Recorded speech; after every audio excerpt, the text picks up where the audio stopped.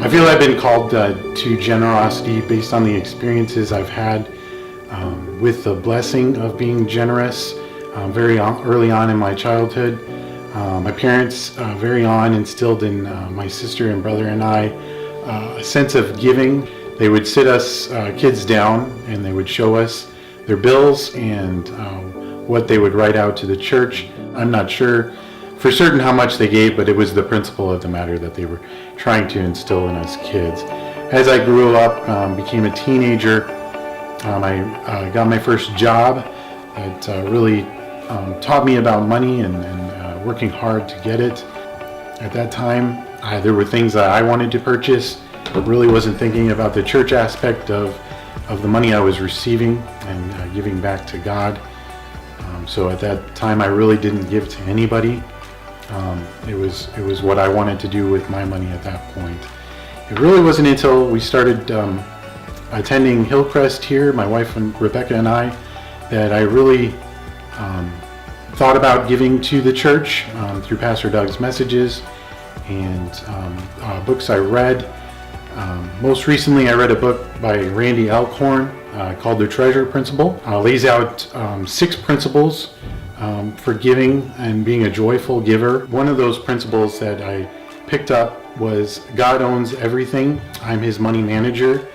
That principle really put responsibility on me that these funds or anything is God's, and we're stewards of his, and we're responsible to place our resources where God would have us put them for eternal impact on his kingdom, not for our own personal gain. So that principle really hit me as a responsibility that I had as a steward of his to take care of that.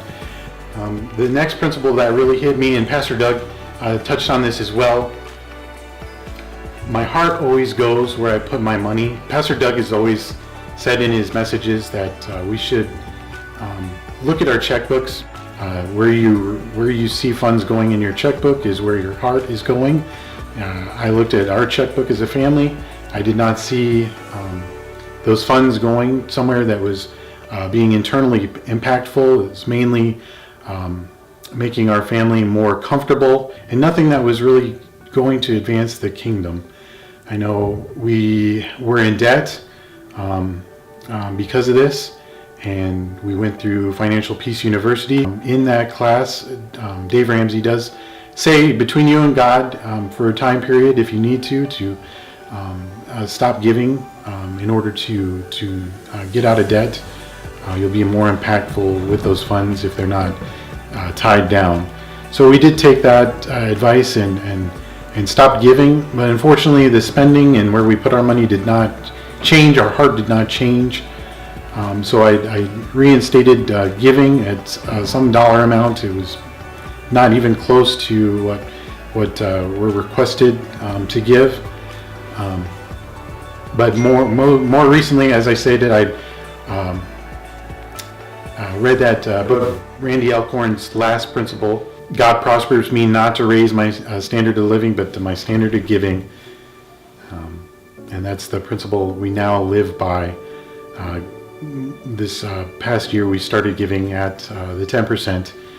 And it has been a huge blessing. We've seen lots of changes in our hearts, as well as we know that we're making an impact for the kingdom here at Hillcrest, knowing exactly how those funds are being used by God.